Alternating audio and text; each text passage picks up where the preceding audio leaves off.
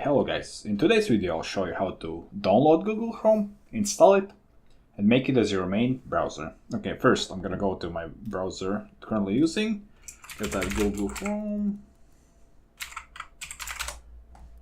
open here, download, it's gonna save the file, save it on desktop, now we're gonna open it, yes. Downloading, installing.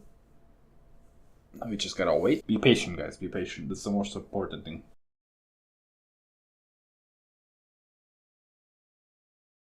And that's it, guys. It's done installing. Okay, so to make it the main browser, you gotta go to the settings. Yeah, default browser.